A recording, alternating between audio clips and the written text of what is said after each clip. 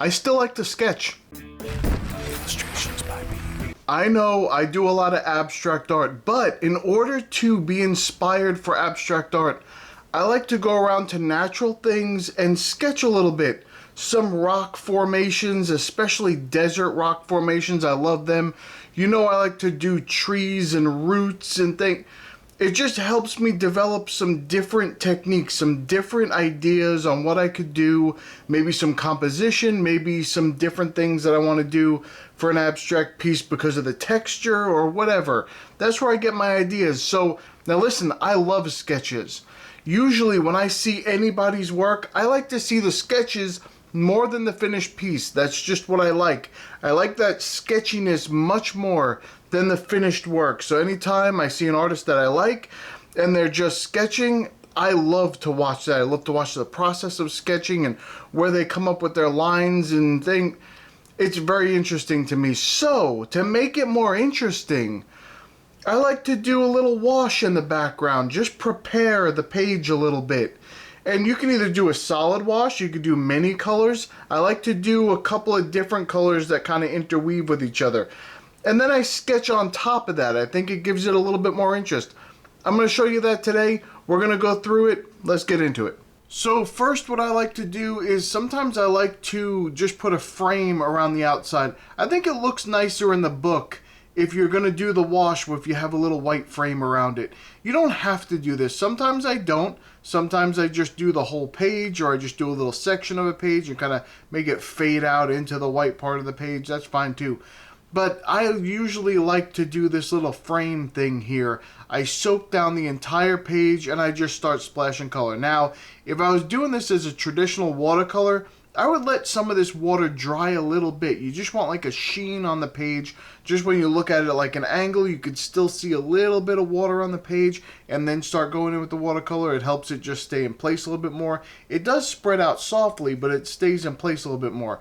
Doing this, I saturate the page and then I go in with some color and just let it flow wherever it's going to flow. I mean, it's wet. It's wetter than most people will ever wet their paper. I might as well dip the thing in a pond, but I didn't do that. I just wet it with this brush here. But anyway, I do that first and then I start going in with color. And I like to pick maybe a couple of colors that I like. It's like usually a purpley color or a reddish color, and then some blue, and then I mix them together with purple or a little bit of a dark color mixed in there. Or I'll go the other way and do like a warmer red with like a brown and maybe a little bit of a yellow or something, like an ochre color, not a bright yellow usually, like an ochre or something. And that's all, just to make the colors kind of harmonious, but then they still work together when they dry. They get much duller when they're dry. You'll see this, it looks so bright and vibrant when I first put the color on there. There's a lot of water on there, so when it dries, it dulls a little bit. It gets a lot more, just kind of pushes it into the background a little bit. And then I start drawing on top. Now, I use this, so I find something. In this case, it happened to be a rock formation, and I just started sketching it out, just putting out some lines, and then I start putting in details, and then I just make stuff up. Stuff that is not there. It's not in the picture. I just started putting it in. Just different little details. Maybe how I want the rock to look and shape. And I put some contrast areas in that maybe, again, are not there. But to me, it makes it look more interesting. And when you do that, it also pulls the drawing up to the surface and doesn't just blend in with the background. Because if you just put the lines in at first, it looks like you're just blending into the background. But if you go ahead and hype up the contrast of the drawing part, it brings it forward a little bit more, and you can just concentrate on that, and it helps. It really helps the drawing that you're doing. Now, I want to encourage you to experiment with your sketching. Do different things to bring out some interest in what you're doing so that you can enjoy it. That's one of my favorite things about art, is doing the sketching stuff. That's why I do so much abstract stuff. To me, in my mind, I'm sketching. That's what I'm doing with the abstract stuff. So it's the same thing here. When I sketch, which is my favorite thing to do, I don't like to do this is going to be a finished piece and it has to look this realistic and all that. I used to like doing that kind of stuff, but I want to just be honest and say maybe I didn't. maybe I didn't enjoy that so much. It was always, there's stress-filled anxiety. Oh my goodness, I'm gonna mess up here on this. I just consider everything I do a sketch, even when it's an abstract piece. And then if it turns out good, I'm happy. And if it doesn't, I don't care. It was just a sketch. I'll take something I like and take it to the next drawing. So all in all, I enjoy the sketching of things just as much as I enjoy watching other people sketch. Now in this particular drawing here, I've got some new pens. I decided to take the Copic, the aluminum Copic. I forget the SP or something, SP or LP. I forget what they're called. Anyway, it's the Copic aluminum. I guess it's AL. Let me see. No, I was right the first time. It's the SP. That's what it is. That's the aluminum version of the normal multiliner. And it's a really good pen. It feels good in the hand. I wanted to get a good pen. And I know everybody's always complaining about throwing out multiliners, that they hate that they use them up and throw them out. So I got these, and the back comes off, and you can just get the little insert. That's the only part that you throw away. It's just as much waste, in my opinion, almost, as throwing away a whole pen, but it doesn't matter. Throwing away the back end of it and just putting in a new back, or you can put in a new tip if you ruin the tip. But it feels solid in the hand, and I actually really like these. I was surprised at how much I did, because it's an expensive pen for just a multiliner. But if it's going to last forever, and it's got a hard case on it, and you can just refill the inserts, I think if I was really hard pressed, I could open up the plastic ones and pull those out too, and just put in a new one of those as well. I think that's possible, even with the plastic ones. But I decided to get some good multiliners that I wanted. It just feels substantial in my hand, and they don't feel like cheap plastic. And that's what I did. So I tried these out. I really enjoyed them. They're just the same. They draw the same. There's no difference in that kind of quality between the plastic and the aluminum. It's basically the same thing, but I wanted to have something different, so that's what I did. I was going to get another Rotring, but I don't really use those very much because there's so much maintenance. It takes so long to clean them and make sure that they're working right, and it's way too much care for a pen, even compared to fountain pens, which I love. The fountain pens are relatively easy maintenance. You just rinse them out. The ink in there is water soluble, so you just clean them right out. The Rotrings are just a pain. You got to get in there and really scrub out that stuff because there's some pigment in there and it dries inside the pen, and the mechanism is so delicate. It's like dropping a porcelain doll on the floor. It just cracks everywhere. That's the same kind of way that I feel about the Rotring Isograph. So what I used instead, I just got a nice aluminum multiliner, and that feels much better. It's just the same size tip. It's not a big deal. It'll give you a steady line if you want. You can get slight variations with a multiliner, but for the most part, you're going to get a solid straight line, all the same line width, and if you want to change it, you go back over it. Now with the fountain pen, which I enjoy as well, probably my favorite thing to draw with is a fountain pen. You can go ahead and vary your line a little bit depending on whether you write straight with it or to the side or upside down. You can flip the nib around and write with the back side of it. Sometimes it gives you a thinner or a thicker line depending on what kind of pen it is.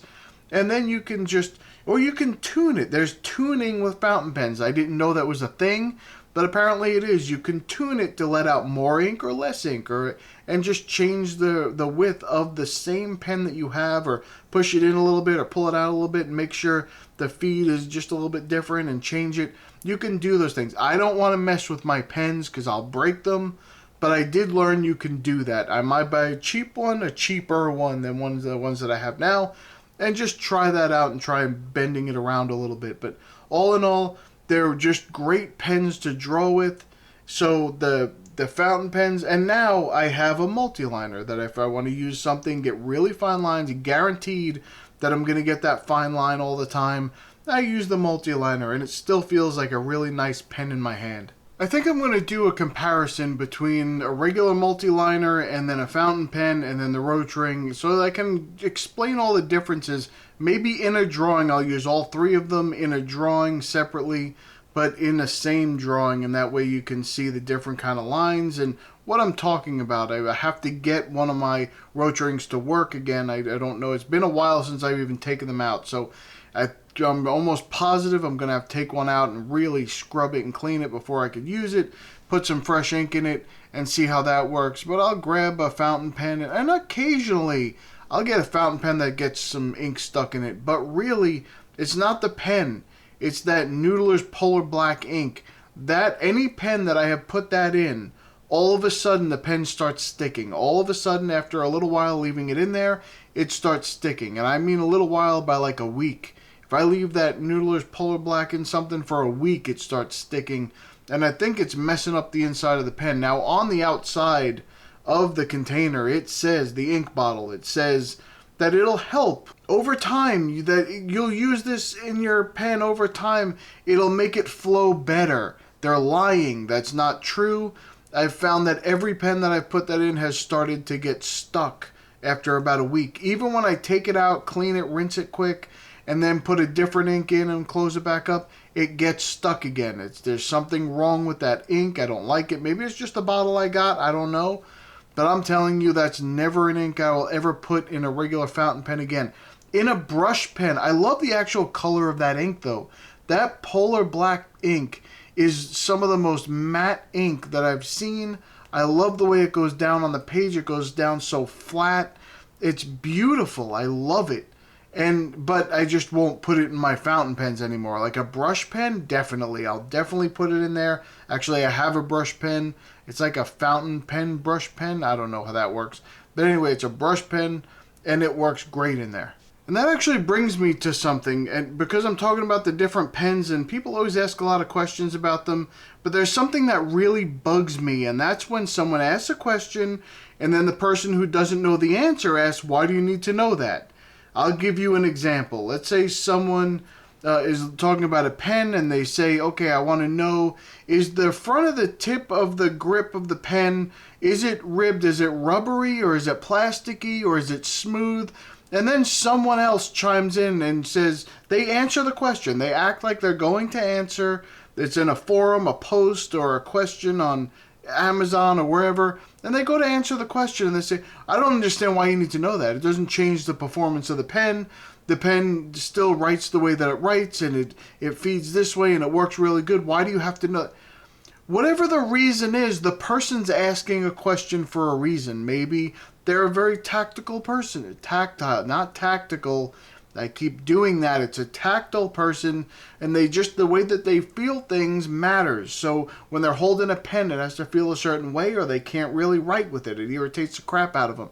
So maybe that's why you don't know why they're asking that. Maybe they have a similar pen, and they want to try a different type of grip, and they want to know what kind of grip it is because of the way it feels.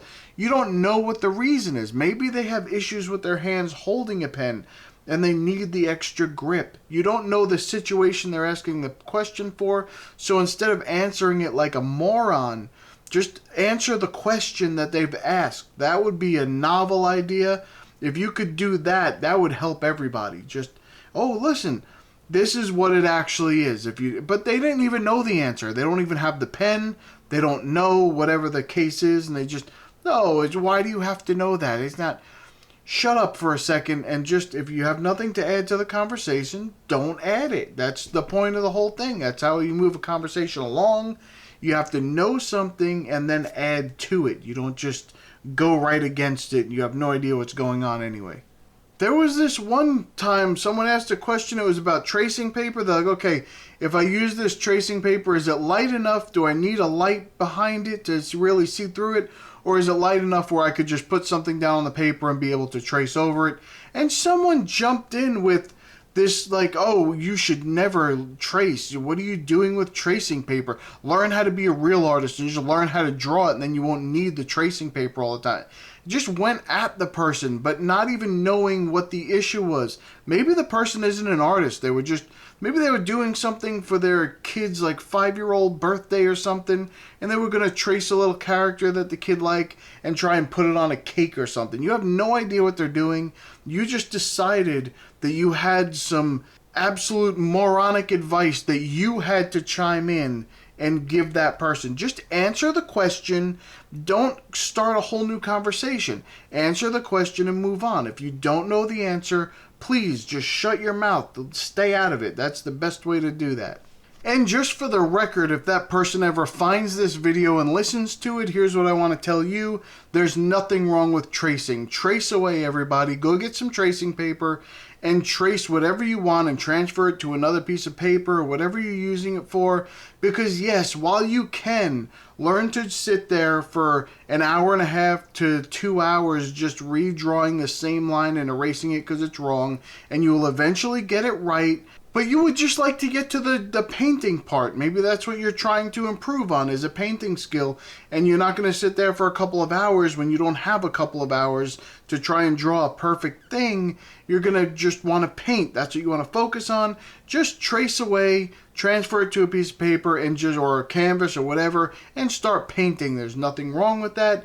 And tracing something over and over and over also builds muscle memory. Here's a quick experiment. Try and draw something that you've never drawn before, and just from a picture, and see how it works. And if you draw, you're like, okay, that's not bad. Then trace it about 100 times. Then go back and try and draw that thing. Your hand, you create that muscle memory, and some of those shapes that you couldn't get exact before, you get better at them because you drew them so many times on the tracing paper. There's nothing wrong with that. There's nothing wrong with tracing to learn how to draw something. There's nothing wrong with that. Or to not draw at all and get straight to the painting or whatever else you're doing. I think every artist I've ever spoken to in my life has traced. They've done that. That's what they've done. To either they're transferring something, even if they do a little sketch and they're like, okay, I want to transfer this to the final piece that I'm going to be doing a final drawing on. So they've spent hours and hours trying to sketch this thing on this other paper, and then they just go over and trace it and bring it to the other. Nothing wrong with that. Just leave it alone. Leave people alone. Let them do things the way they need to do them. So thumbs up the video if you are going to try this method of putting this background in underneath the sketch and see if you can have fun with it. And then you're going to take that sketch and trace it onto your final piece. Just don't worry about what anybody else says. Screw them, and you do what you need to do. If you would like to join our community, go to illustrationsbypete.com. You can come in, you can put your own artwork on the site and promote it. You can find some inspiration in the free reference photos. You can just use them however you want in your artwork. You do not need to credit me. Or you can come into the forums and talk to some people and maybe give some advice and maybe find a little bit of information that helps you. So come on by and check us out. All right, that's about it for me. I'm going to go. I'll see you in the next one.